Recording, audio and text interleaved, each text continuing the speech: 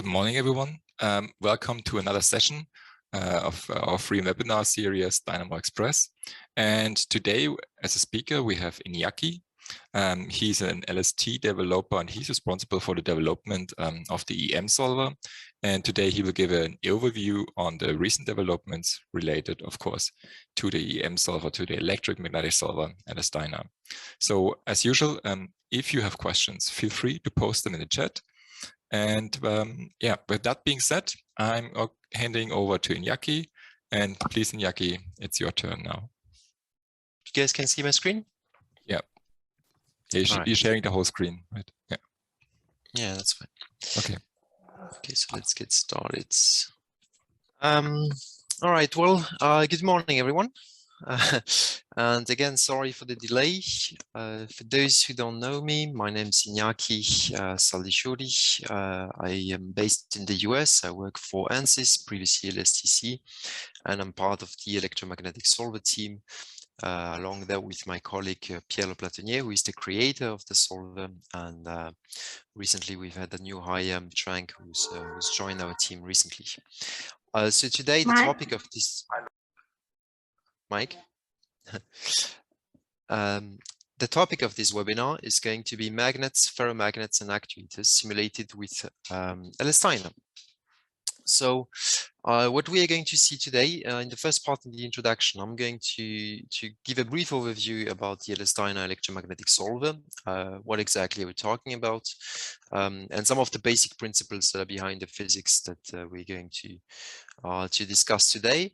And then if you look at the list of applications of the LS-DYNA EM solver, you have magnetic metal forming, electromagnetic launchers, think railguns and coil guns, as well as magnets, stranded coil, magnetostatics and inductive heating. And the topic of this webinar today is to discuss magnets, stranded coils, magnetostatics and inductive heating.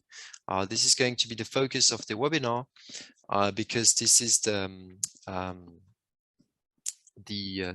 most recent developments, the most recent features that we have introduced within the electromagnetic solver.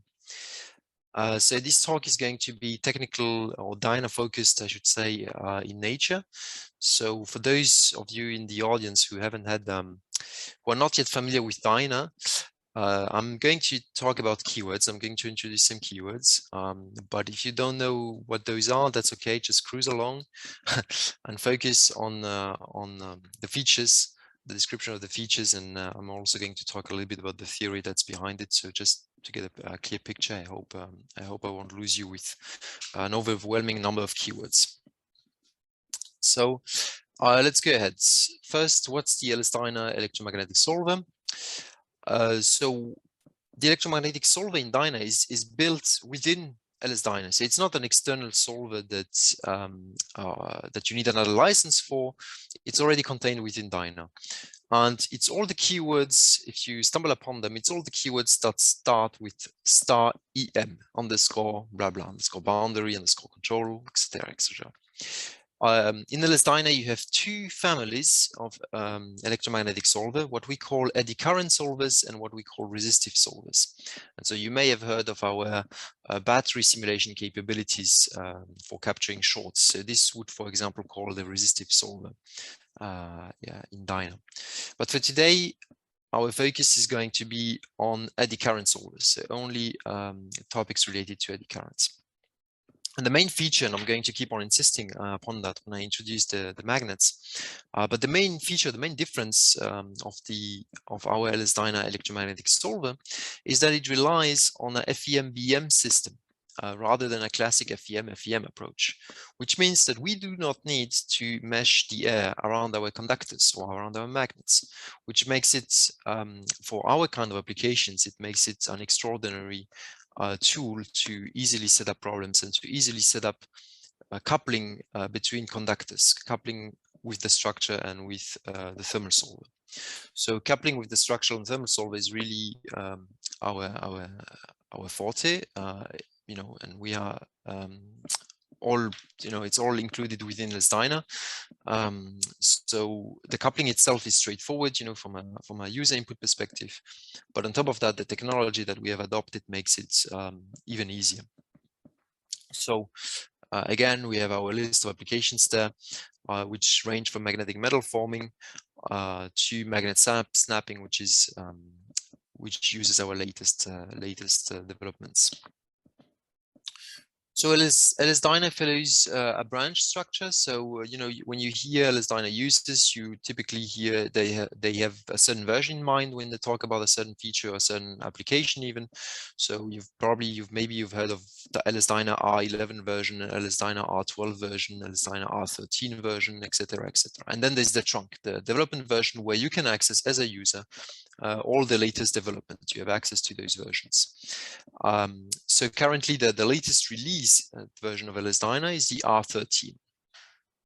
And so most of the features that I'm going to talk about today, they are contained in the R13. But for some of them, some of the latest, it's the most state-of-the-art or the latest developments, you need a trunk version right now. You will need a development version, what we call. And those latest developments will be backported eventually into the R13.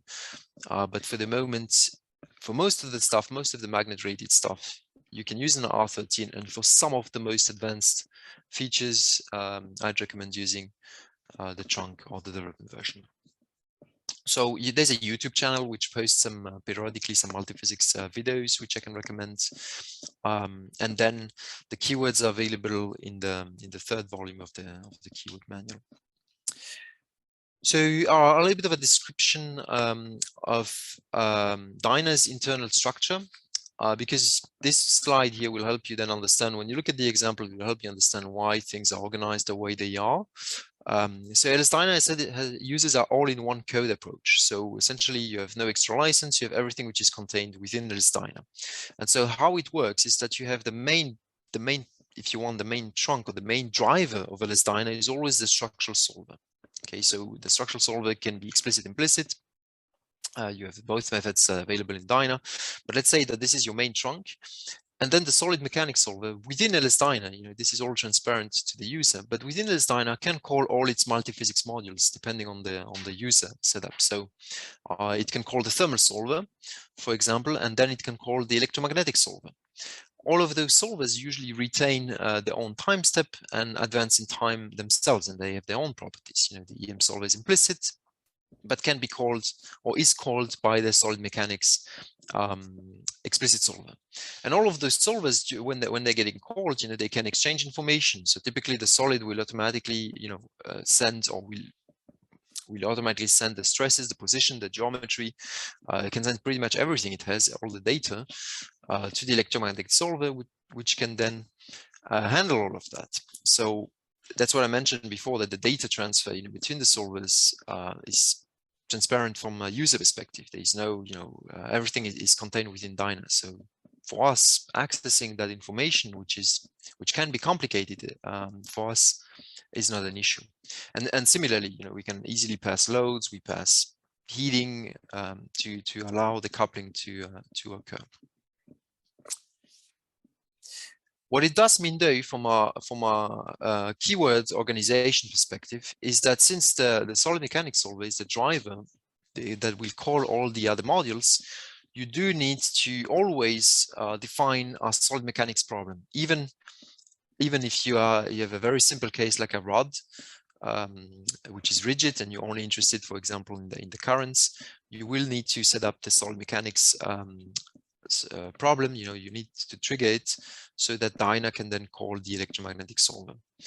So here, I have a typical keyword organization on a simple case. Those that are familiar with the keyword structure in DYNA immediately will know what this is, and for others, this can be useful to understand that everything is connected to this concept of path.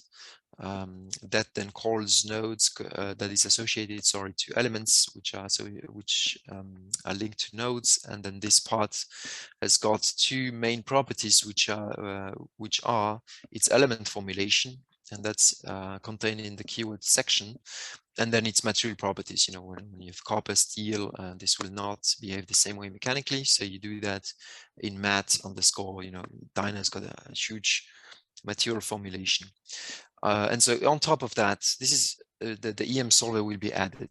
So when you look at EM input text, you will always have at least those three keywords, which are EM control time step, and EM mat, which will allow you to turn on the electromagnetic solver,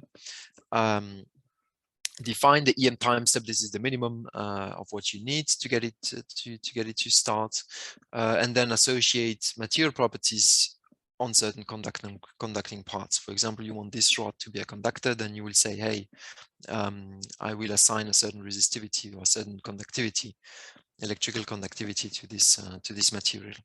So you have those three keywords, they will always be present. So quick introduction on the principles of eddy currents, because we're going to talk about eddy currents today. So this is for those who are not familiar with the physics. What are eddy currents? You know, I'm going to keep talking about this, so might as well introduce the concept. So essentially, the idea behind it is that under certain condition, the current in a conductor, you know, when it flows, instead of following Ohm's law, you know, Ohm's law, everyone is familiar with that. You have U equals Ri, you know, voltage equals resistance times current. Instead of having something like that, as simple as that, which relies on the fact that the current is uniform through the conductor, under certain conditions, and specifically alternating currents, the current, rather than being uniformly distributed, will have a tendency, again depending on its properties, but to be concentrated on a thin layer next to the surface and then diffuse in its thickness. That will also generate a magnetic field around the conductor, and this magnetic field will interact with other conductors and generate induced currents into conductors that are not touching, you know, the main source of current. So you have this combination of inductive and diffusive effects that are called eddy currents. And so is when you see here the sketch, when the current diffuses through the thickness of a conductor, it follows this exponential law of what we call a decay law. And this decay law means that most of the current is concentrated in a thin layer across the surface. And in practice, what it means for the user is that he needs to calculate this value, which is called the skin depth, which is perhaps the fundamental quantity that's associated with eddy currents. He needs to capture this skin depth correctly when eddy currents are involved. So he needs to have a mesh that's fine enough to capture this little layer. So essentially, that's it. That's what's behind eddy currents. On top of that, it will generate some forces. This magnetic field, right? This interaction between conductors generates forces, electromagnetic forces on the conductors, and this is what we'll see in a moment. So this would be a typical input deck. Again, I'm not going to spend too much time on that, but if you look at it, you have, again, EM control turns on the eddy current solver, you define a time step, you prescribe material properties, like specifically what you need, the minimum is a conductivity, and then you associate here in this example, it's a simple rod, you associate a source, and this would be the keyword EM circuit, where you can either prescribe the currents or prescribe the voltage or define a RLC circuit. All of that is possible, but essentially you define a plus and minus sign so that the current can flow from one direction to another. Then when if we have some time, then I'm going to show the LS pre-post interface. In LS-DYNA dumps some files which are called these three plots, and there's various ways to post treat them. And one of them is to use LS pre-post, which is a free software that comes with LS-DYNA, which you can use for pre-processing and post-processing. And you can then, once you run electromagnetic EM cases, you can then post treat the quantities by looking at the current diffusion, by looking at the magnetic fields in the conductors, and by post treating certain quantities such as, you know, total Lorentz force, for example, on a part. So the subject of today's webinar is not going to be to focus on magnetic metal forming, but I do quickly want to spend a couple of slides there, because this has really been the bread and butter of the LS-DYNA electromagnetic solver. And historically, this is why we developed this capability in LS-DYNA. It was to address those kind of problems. So in electromagnetic metal forming, the principle is that you have a coil which has got a very fast rising current, which changes in time, but over a short span, a few microseconds, and that will generate those eddy currents in the workpiece, in the other conductor that's usually close to it. And so it will also generate magnetic forces, Lorentz forces. They're very strong, very high, and very sudden. And this allows you to do forming with it, and you usually end up with pieces that of a very good quality compared to traditional mechanical forming. So you can find it in luxury, this process in forming luxury items. Think of complex shapes in perfume bottles. You can find it for in luxury in the automotive industry. If the car has got a specific design for, let's say, the door handle, it could be it could be any part really that has got a very complex and specific shape. So people usually go to magnetic metal forming to address those issues. And so in order to simulate that, you see that the interaction between the structure and the electromagnetic forces is highly nonlinear, and you need a technology, you need a solver that's capable of doing that. And so this was really why the electromagnetic solver was developed in DYNA originally, and really we had to come up with a method where you wouldn't need the air, when you wouldn't need to deal with the mesh displacement and the remeshing because of the dynamic nature of our applications. And so this is why this FEMBM approach was developed, was to address and to solve those problems, because before that there was just no way to solve them in an elegant way, and to handle the small gaps that you have when you're talking about those kind of applications. So magnetic metal forming, the community that uses simulation tools usually using LS-DYNA for that, because that's the tool that's available. So this was a quick overview on magnetic metal forming, which is our main application. But then now what I'm going to talk about is the magnet simulations specifically, which is the new flagship, if you want, of our electromagnetic solver, because it's a very powerful feature that's been introduced. So what's the background behind this application? Simulating magnets, permanent magnets, it's something that has been asked of us for a very long time already, like for more than 10 years. We have had this request from different parts of the industry, the automotive industry, the manufacturing industry, the information technology industry. Think of the big tech companies in California. That's because permanent magnets are everywhere. In all of our devices, it could be phones, cameras, cars, everywhere. But currently, the complaint was that, when magnets interact with each other and move in the different degrees of freedom or rotate function of each other, there's currently no elegant tool that didn't used to be an elegant tool that allows you to couple in an easy way the magnetic forces with the structure, and to capture the deformation of the different parts and conductors that the magnets interact with. So this is why for us it's been a very strong focus of development to introduce those capabilities to LS-DYNA in order to address this gap in the family of simulation tools that's available out there.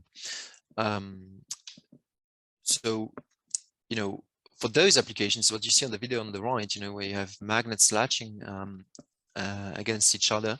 So again, having no air mesh between conductors is crucial at this point, and it allows us to have interactions between magnets that can be freely translate, freely rotate, all of that, which is either not possible with other tools or difficult to set up in place. And so our objective here is to come up with, again, within LS-DYNA, to come up with an elegant solution that allows you to do all that.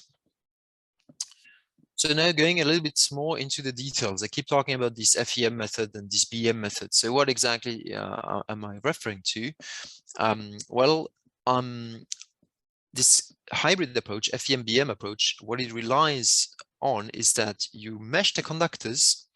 The electromagnetic fields are solved by an FEM system, but the interaction between the conductors, the magnetic interaction between the conductors, are not solved by a finite element methods. Rather, they are solved by integral methods, by setting up a BM system with their own matrices that usually dance and so forth and so forth. But the interaction between conductors is solved with this BM approach, which means that you do not mesh the air in order to take those interactions into account. And this is what simplifies the input deck and the problem a lot for us. However, why couldn't we simulate magnets before? Why did I say that, so far there was no elegant solution? It's because in order to simulate, to correctly capture the magnetic force that those magnets are going to generate, we can't use an iterative approach between the FEM and the BM system. And this is what we currently had. For a magnetic metal forming application, we were using an iterative approach between the FEM and the BM system, which means that the two systems, on the one hand, you had the mesh conductors, and on the other hand, you had this BM system that would took into account the interaction between those conductors, and they would, exchange information between one another until they reached convergence. We had an iterative approach, which we call the Richardson approach. And for magnetic metal forming, this is a fast approach. And for magnetic metal forming, this was fine. This was stable, robust, accurate, and so forth. But for magnets, that was not sufficient. So this is how the monolithic solver got introduced, and this was really key to simulate the magnet forces. So it allowed us to take to solve those problems. And so if you look at the bullet points here, you can either simulate the magnets by assigning a conductivity to them. In that case, you would take into account the parasitic eddy currents, or you can solve them in a magnetostatic way by assigning a zero conductivity to them. And in order to calculate the force interacting on those magnets, you need to turn on a special keyword which is called EM control coupling, and you need to put a special field to 2. So this monolithic approach, what is it? Well, as I mentioned, instead of having the two systems, FEM and BM, being assembled and solved separately and interact with each other, you put everything into one big matrix. And so you have one FEM block, you have one BM block that's being put into it, and then you have the off diagonal, or the other blocks are going to be the interaction between the FEM and the BM system. So the big advantage of this monolithic approach is that it's more robust. You can use higher time step. The cost per time step can be higher, but you can use higher time steps. And it's more robust, which means that suddenly we can tackle problems that we could not before, like varying permeability problems, as well as the magnet interactions. Keyword-wise, how do you define a magnet? So this is the same as in other software. You essentially have to define two quantities in order to define a magnet. You have to define a coercivity or a magnetization, a force, the strength of the magnet, and then assign a relative permeability to it, which is usually close to 1. Once magnet has reached saturation, it's usually 1.05, 1.03, 1.09. When you read at your magnet specifications, that's usually what you will find. And then you have to define this coercive force value. And you have a keyword that's associated to the magnets. Another point to consider before we look at results is that now all of those magnets, they're not going to be static. They're going to interact with each other for our kind of applications. So by default, the EM solver does not reassemble the matrices, the FEM and the BM matrices. So the user needs to control that. So this slide is essentially a warning saying, hey, you know, when you do magnet interactions, unless everything is static, but if things start to move or if things start to get distorted, you need to recompute those matrices, the components of those matrices. So you do that, you have a specific keyword which allows you to control that, and you have various tools to define either manual criteria, which is what you know, I've seen is the most used. You also have an automatic criteria with the keyword EM control solution, again based on the deformation, based on the change in properties, and based on the displacement of the conductors. So I mentioned in the introduction that there were examples on the there was this YouTube channel, but there were also examples on the website, on the DYNA example website, which are accessible to pretty much everyone if you want to get your hands on cases. So you have those input texts. For example, this lens experiment of the magnet falling through a copper tube. So this is a very simple high school physics experiment where you have this permanent magnet which falls through a copper pipe, and then this will generate forces on the magnet which will slow the magnet down. So you know, when you drop it, you will see that it doesn't fall as fast as you would expect. So again, it's one of the examples that's available on the website.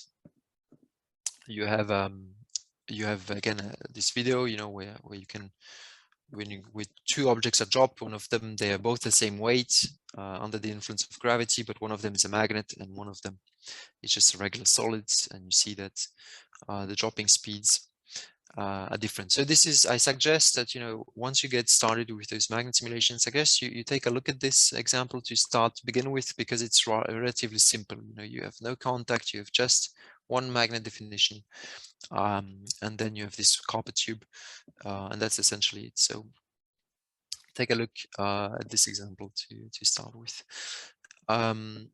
You have access, you know, as pre-paste again to all the post-treatment quantities like the magnet scalar potential. So this can be useful to see if you have defined your magnet properly, if the north and south are properly defined. You can check the force, the magnetic surface force that's applied on it. You have also ASCII files that are being output, which give you the total force that's generated on the magnets. So all of that is accessible. Another example which you can find on the website is this magnet snapping case. So this is exactly what I was talking about. You know, the fact that you suddenly have magnets that interact and move along the 6 degrees of freedom completely free. So here, this example has got two magnets that are enclosed in a layer of plastic, of insulated plastic, and one of them is going to snap. Is going to is going to be attracted to the other one, and they're going to snap together. So again, examples available on the DYNA example website, and here on this picture on the slide, you see how this keyword structure is being organized. You know, so again, based on the parts, you assign material properties. On those material properties, you graft, you add electromagnetic properties, and then on this part, you say, hey, this is a magnet. And this is where my north faces, and this is where my south faces. You put another extra few keywords, you know, monolithic, you have to turn on the monolithic solver as I mentioned, because otherwise it's not going to be stable. And you need to turn on this special force calculation for the magnets. So you have those two extra keywords to define, but that's pretty much it. One thing which is very important suddenly when you talk about magnet snapping, and this we have found out when we did our simulations and our tests and benchmarks, is that really the solid mechanics contact is really key here. Suddenly you need to take good care of that and define it properly, because it's a challenging problem, because now you will constantly have two forces that oppose each other. You will have the magnets that try to very much get close to each other, and then you have the contact, the solid mechanics contact, that is trying to repel those magnets. So both of those quantities now must be calculated in an accurate way for equilibrium to be reached properly. And so that's true for us, you know, when we talk about the magnetic force, and that's the EM solver's responsibility. But you also need to define the contact in an accurate way, and this is the solid mechanics solver responsibility. So this example gives you a good definition on how to define the solid mechanics contact. The other way is DYNA. DYNA is an amazing tool when it comes to contact definitions with tons of options. The key thing, the thing to keep in mind here is that since you have those two forces that are going to oppose each other, if you want to have a good simulation, we need to take good care of both of those forces and to define them properly. So if you run this case and post through the results and look at the magnet force and then gives the contact force, you will see that once those magnets reach equilibrium, the results will match. The two forces will oppose each other, and the case will be stable, and the magnets will be facing each other. That's when you know that you have won. So another example that you will find on the website, again to show you some of the things that we can do, is this Aragos disk. I like this example because it allows, when you reference it, it allows you to quote maybe the oldest paper that you will have in all of your references, in your citations, because the paper was published in 1824. But yeah, it illustrates the basic concepts that are behind, eddy current break, or even DC motors, or pretty much everything. So it's a good example. What it is here is that you have this horseshoe magnet that spins around this plate and will generate eddy currents in this plate. And so another fundamental rule of eddy currents is that you have the magnetic field, which is orthogonal to the current, and the resulting force is also orthogonal to the three. So you have a very strong current. The magnetic field is generated by the magnet. So you have this vertical magnetic field. This generates eddy currents in the plates, which that generate those eddies there. Next to the magnet, they have a very strong magnitude where the magnet is, and they go in this spinning direction, but with a strong amplitude next to the magnet and orthogonal to it. And so this will generate then the Lorentz force, which will induce a rotation in the plate. Okay, so the magnet spins, the plate is static initially, and then due to those eddy currents, the plate starts to rotate. And this phenomena was first observed in the 19th century. And so this by François Arago. This is why it bears the name of this person. But the important thing is that if you want to set up an eddy current break model, for example, or if you want to even have a DC motor, usually it's the same idea that's behind it. It's the same concept. So this input deck is important to look at because essentially what's going to change is your geometry and your mesh, but the input deck is going to be relatively similar to this model. Okay, so that's what you see here on the picture with you have the current density streamlines that have those eddies, but they're very strong next to where the magnet is, and this generates a Lorentz force which will make the plate start to rotate. We have also, again, another example that's on the website would be a beam example, cantilever beam example to do circuit breakers and connectors. So this, we call it the Team 12 example because it's based on a reference case, which is a famous case of a beam interacting in a magnetic field. The original experiment uses an external field, which you can also do in DYNA, with the keyword EM external field. But in this modified version, you have two magnets that are placed at the end of the beam, and a third magnet that's attached to it. And so you will have an initial displacement is applied on the beam's tip to break the symmetry, and then those magnets will interact with each other. You can also do an eigenvalue analysis if you want to. But again, coupling is relatively is straightforward for us. It's automatic. The forces are being transmitted in a transparent way, and no FEM mesh for the air means that it's rather simple for us, both from a setup perspective, but also from a robustness and stability perspective to handle those nonlinear cases. And this, maybe you've seen this video on LinkedIn or YouTube. I think it was posted by DYNAmore Nordic. But again, with this technology, you can also do simulate DC motors, whether you want to study your spinning rate, or you want to maybe get some friction heating. You can do that again by coupling this technology together.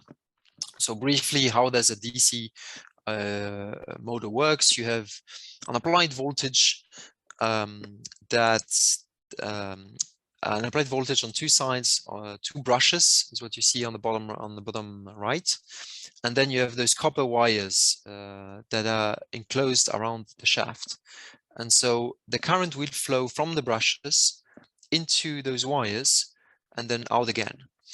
The interaction with the permanent magnets there and the current that flows in those wires will generate a strong magnetic force that will be applied on this wire, and it will start to rotate due to this magnetic force. The first wire there, when it starts to spin, it starts to rotate, and then contact will the electromagnetic contact will occur between those brushes, which are static, and the next wire that that is coming. So if you look at the picture here on the right, you see the green parts. This is the copper wire, the original copper wire. You have the magnet there, which is static there, which acts as a stator, and then you have the contact region between the brushes and those copper wires. So you can see that once it will start spinning, contact will need to occur with the next part, which is the blue part, and so forth. So this is a good example because it combines two of our most powerful features in LS-DYNA electromagnetic solver, which are the simulation of permanent magnets and the contact. I haven't mentioned them, but we have strong electromagnetic contact options, which again allow us to simulate certain problems which would be hard otherwise, like railgun problems, to give only one example. So again, so you see this video here where you see in action what I've tried to describe, at least, where you have the brushes that are static, you have the wires that have this induced current, and you see the current, or at least the scalar potential is displayed on the video on the right, and you see it jumping from wire to wire as electromagnetic contact shifts between the wires. Okay, all of that in a dynamic way, and of course, since everything, again, let's not forget that everything is contained within LS-DYNA. So you can technically, you can technically increase the complexity of the model based on your LS-DYNA usage skill. And the video here on the right, which is courtesy again of DYNAmore Nordic, will connect this model to a more complex model there with a gear assembly and so forth. And I've also seen, for example, I can't show it right now, but I've seen this motor example, this shaft being connected to a gearbox, which had got oil in it, and the oil was simulated using the SPH method in DYNA, and all of that was coupled together. So this was it. This is a brief overview again that would illustrate our capabilities as far as magnets are concerned. I'm going to be a bit more to go a bit faster now, I think, on the other capabilities that we have in the interest of time, and just to trigger the discussion if there are any questions. But since we started late, I'm still going to take 15 minutes to talk about some of our other capabilities that are there. So I hope that you guys can stay with me even if we started late.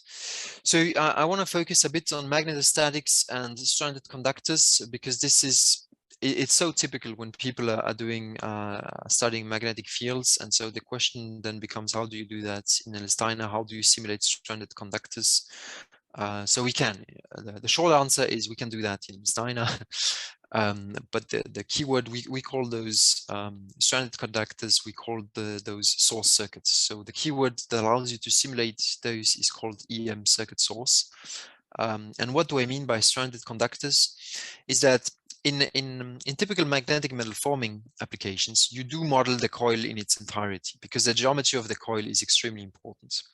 But in magnetostatic applications or in actuators applications, you typically use coils that have a different natures. You use coils that resemble what you probably have in mind when you think of a coil, which is many fine turns of conducting wires with a small cross section so that you do not have any diffusion of the currents in there. And so all of those wires, that would be a pain to mesh if we were to mesh them individually. So rather what you do is that you provide a continuous mesh, a continuous cylinder, and you use a special technique in order to calculate the magnetic field that those coils would be generating. And so we do that with the keyword EM circuit source. And so again, when we are talking about stranded conductors, usually applications will favor the monolithic solver. So you can of course do stranded conductors with the Richardson, the classic iterative approach between the FEM and the BM system. But again, this iterative approach between the two FEM and BM system is a very fast method. Very small solving time. And again, for magnetic metal forming, this is fine because we have applications that are in the range of micro to milliseconds. So the fact that you're bounded by the time step is not such a big concern, if you want. But for those applications involving stranded coils, you usually are talking about frequencies that are much lower, you know, more 50 hertz rather than 50 kilohertz. And so putting a limitation on how high the electromagnetic time step can be, that's a bit of a drag. So typically applications that favor that use stranded conductors, they will favor the use of the monolithic solver, which is not bounded in any way by the time step size, and the FEM, the Richardson iterative solver, is. So again, this is the same slide as we have seen before. You know, you have this monolithic matrix assembly. Again, you have a case on the website which shows the two approaches. It's actually a good case if you want to see the difference between monolithic and iterative approach and Richardson approach. You have this team 3 problem, which again is a very famous benchmark problem, and you have the two input decks that are available. One of them using the iterative approach and one of them using this monolithic approach, and it introduces you to how to set up a model using this stranded coil approach.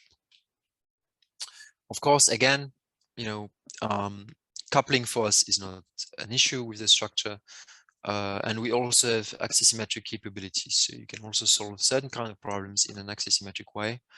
And on the website you will find the Team 28 benchmarking problem, which is a levitation problem, which will show you this the plate, the oscillating. And yeah, so it's again a good example because for us, coupling with the structure and displacement of the structure is not a big deal. Quickly want to mention about talk about magnetostatics. So magnetostatics, what is it?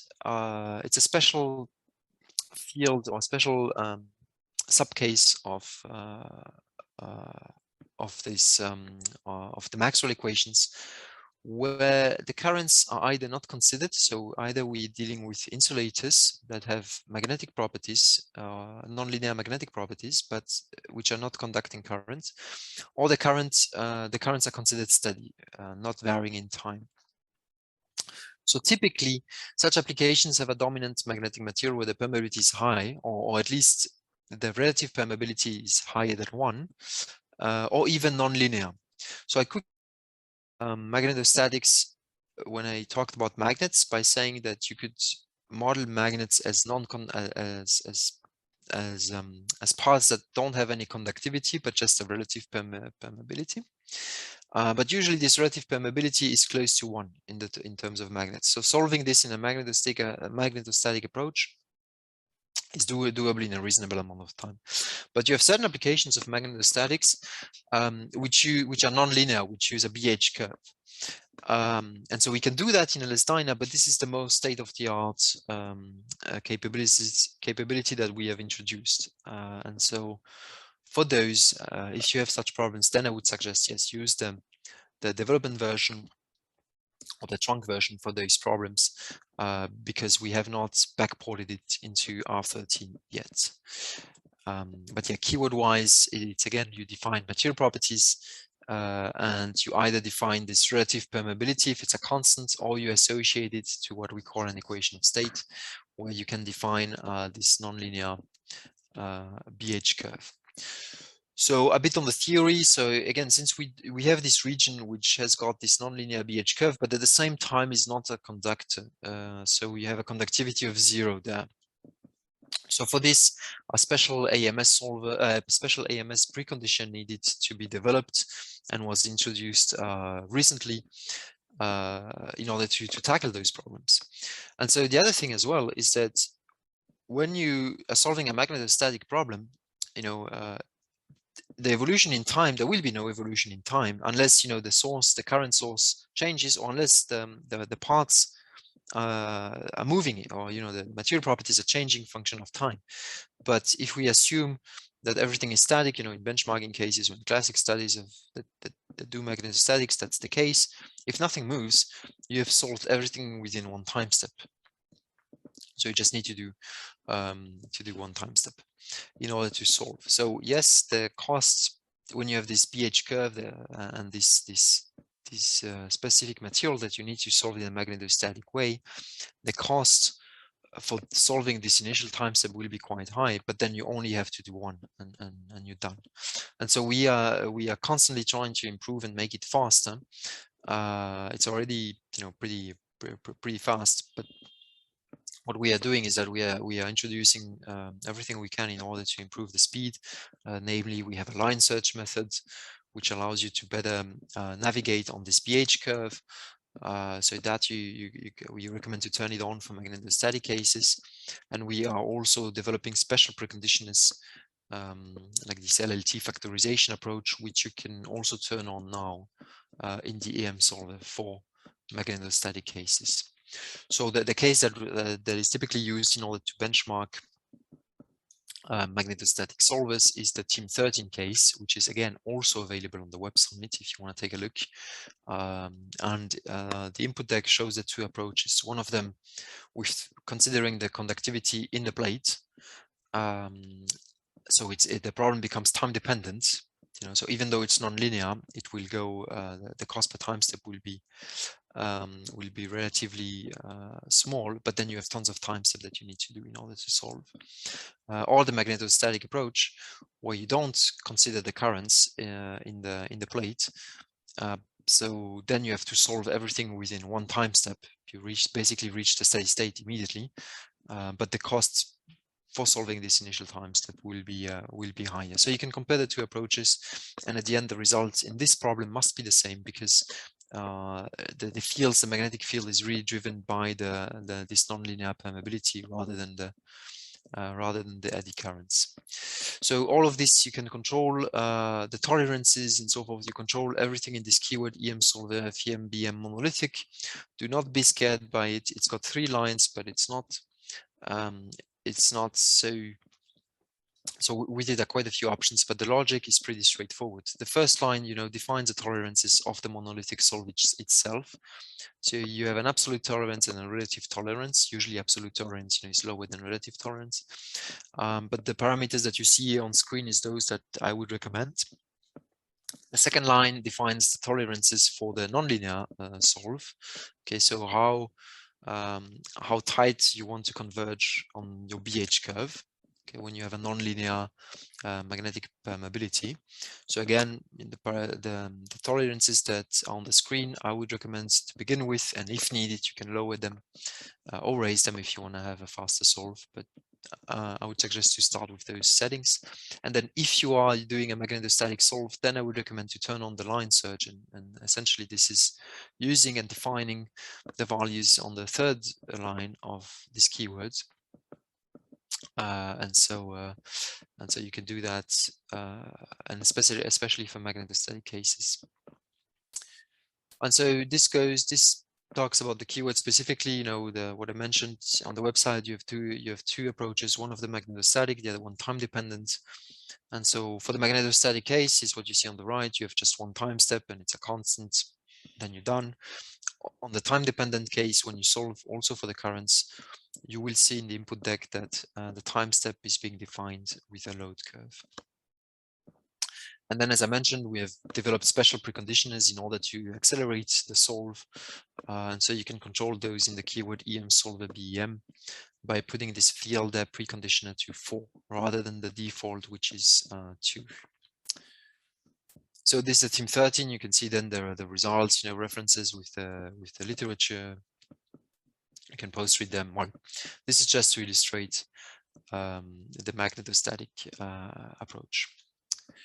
So essentially, this is it. This was just to introduce our latest magnetostatic capabilities in LS-DYNA. We also have this other example, which is this coil gun example, which is again a validation case. A coil gun is just a very fast actuator. You have a ferromagnet projectile that goes through different stranded coils, and it accelerates each time it passes one of those stranded conductors. And it's a ferromagnet, again, which uses a BH curve, and this will generate forces on it, and it will expel the projectile at very high speeds. So that's the principle with behind the coil gun, and we can simulate this with LS-DYNA as well, with this latest technology. 5 minutes before I conclude. I will briefly mention in the inductive heating, because inductive heating is another eddy current driven application that we have. So we can do that in LS-DYNA as well.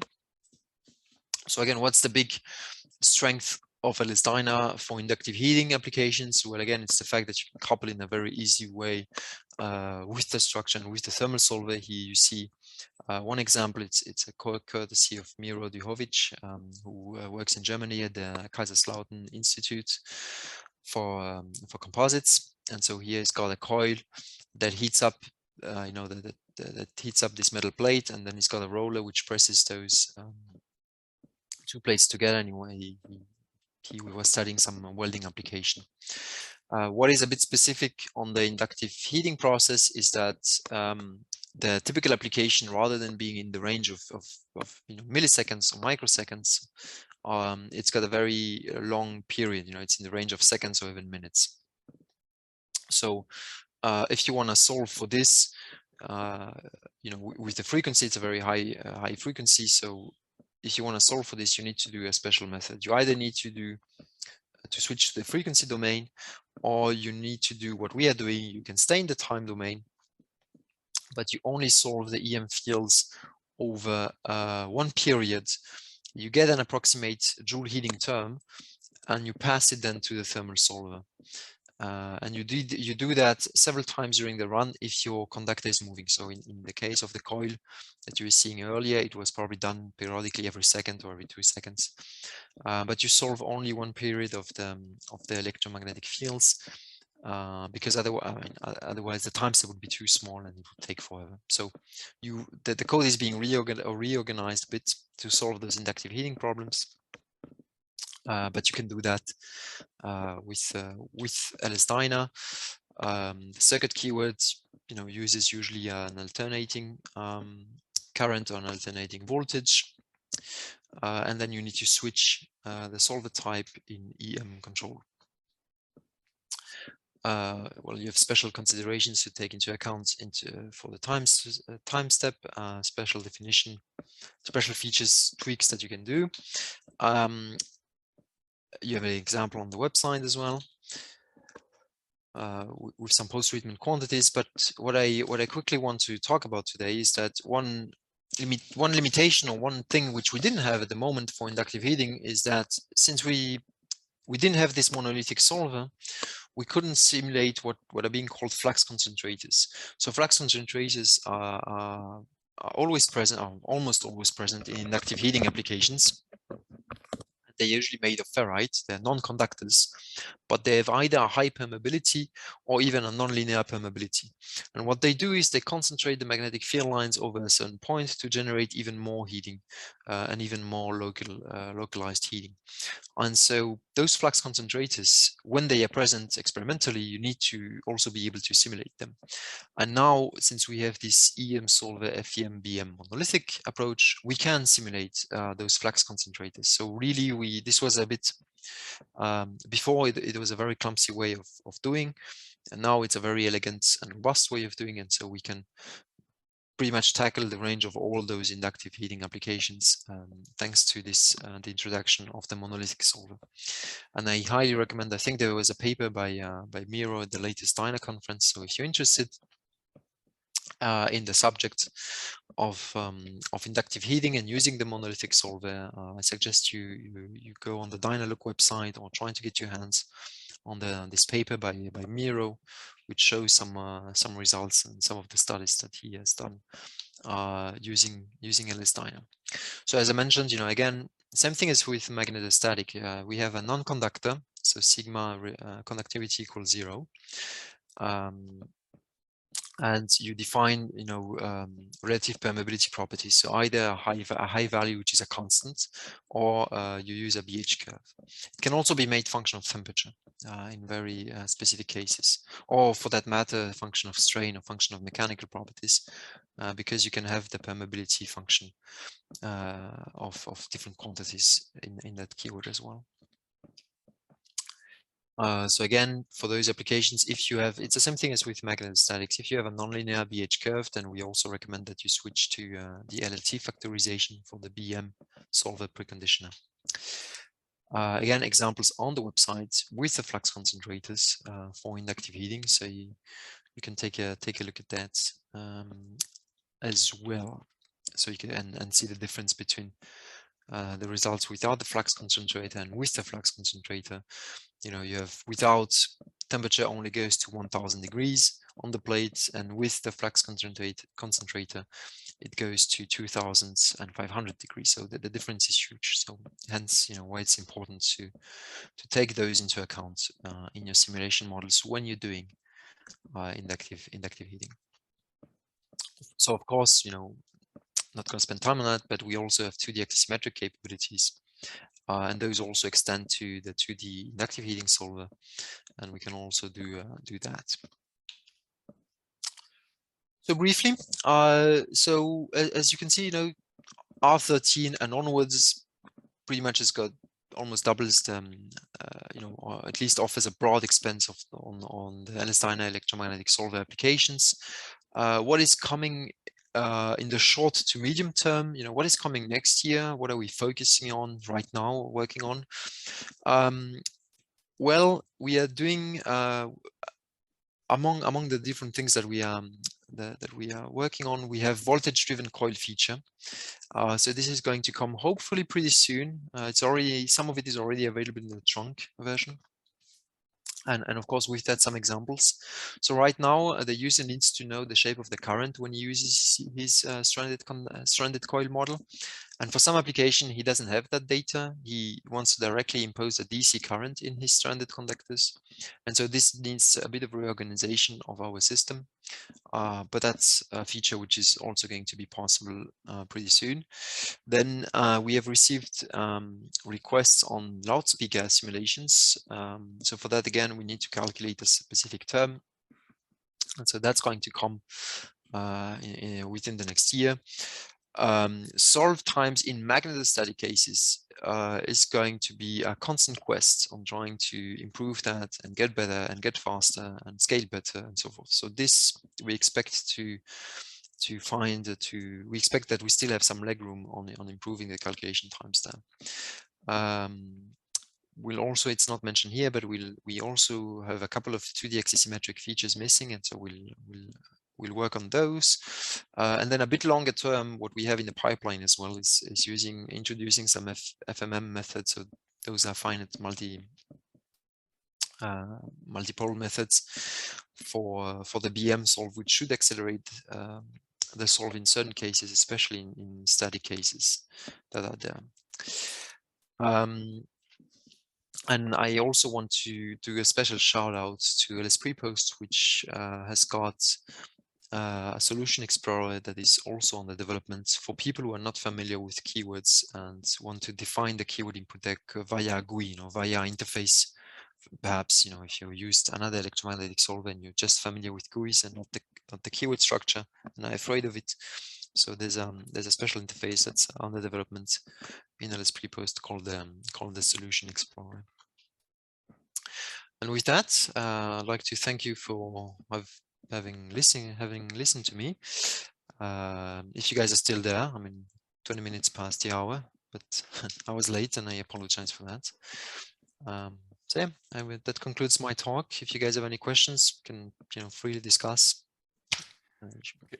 Yeah, okay, thank you, Iñaki, and sorry again for the technical difficulties at the beginning. So sorry, it was my fault. I missed, I mixed up the dates. But anyway, if you have questions, feel free to post in the chat or maybe unmute yourself and ask a question. If you don't have anyone right now, maybe I can ask one. You mentioned at the beginning you're using LS Prepost, right, for all the pre and post processing. Are you aware of any other third-party tool which you can use? Because I think it's only LS Prepost who supports all the Multiphysics capabilities of LS-DYNA. That's a good question. I think for example, DYNAmore Nordic, I think Marcus could answer that question because I think that he showed some video that used Ansys meta post software or something that was capable of post reading the EM quantities. Oh, okay. I'm not sure if that's the case. I know that they recently extended it to the ICFD solver. Now they can post read the ICFD results, but for EM, I'm not 100% sure. Another thing which we can do, Mike, as well, is that we also have the possibility to output in the EM results in VTK formats. So VTK is or VTU is the format that ParaView uses. Mm-hmm. So I think one of my customers did it. They wanted to access some data which they didn't get from LS Prepost, so we were using it, the VTK, and actually extracting the data from the VTK and then creating new results from that.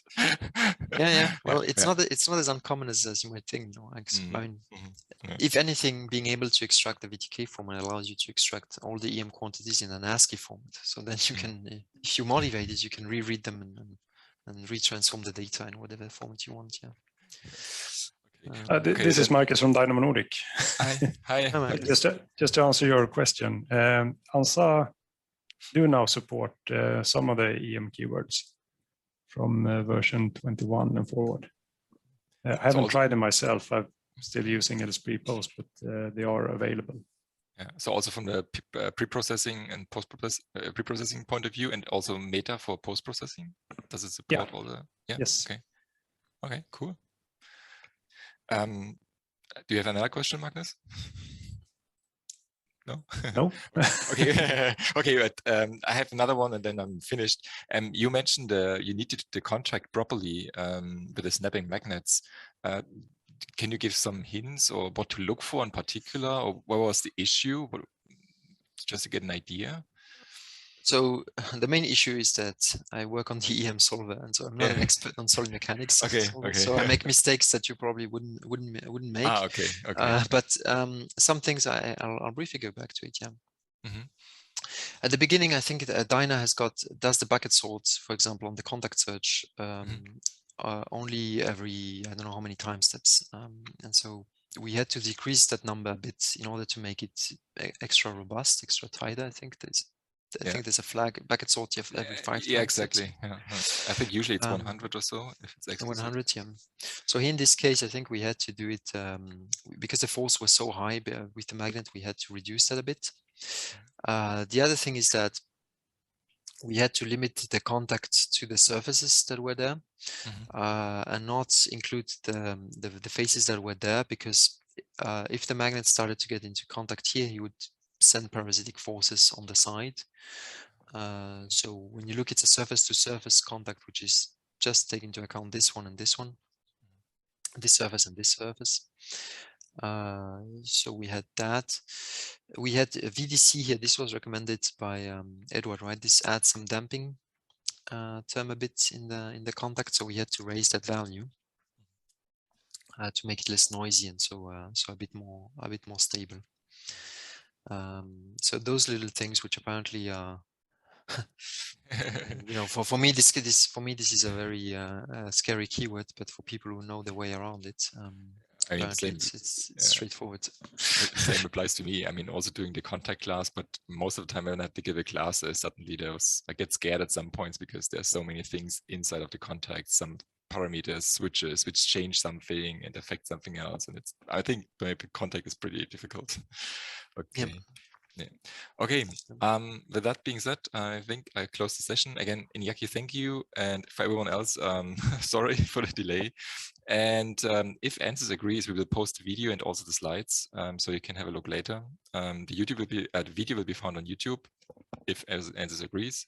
But with that being said, thank you everyone. Thank you, Iñaki.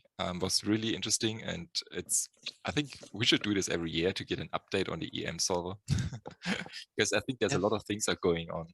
It's a lot of things are changing, and it's worth to do it, I guess, especially now considering electric batteries and so on.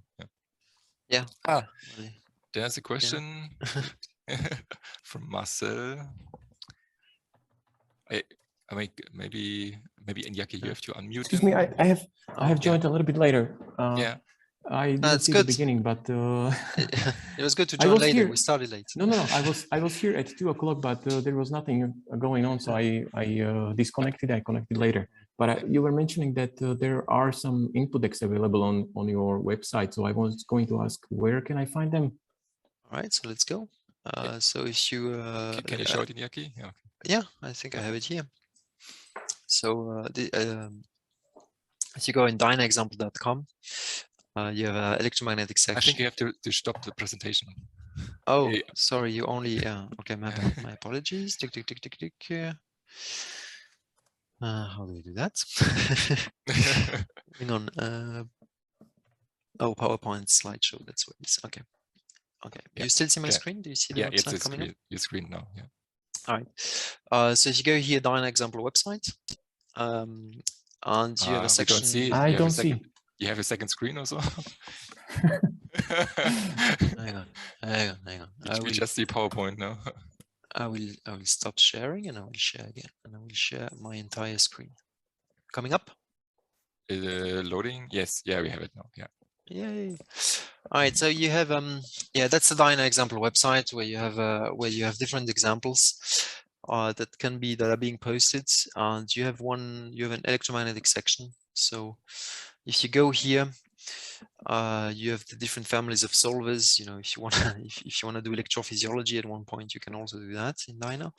But here we are in the eddy current section. So if you go here, you have tons of examples, and so all of those that I mentioned, they are all here, and they are available. You know, so far they are free to download. So if you have downloading links, you can just go here and download them. Oh, okay, thank you very much. Yeah, so all of I found it until these tutorials, and then I didn't go further. So okay, good, thank you. The other thing which works surprisingly well is if you just type the name of a keyword on Google.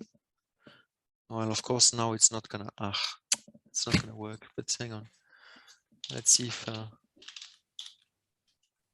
was surprised that sometimes. Yeah, there you go. See, it brings you back to the Dyna example website with Arago's disk, and brings you back here. So that's one way.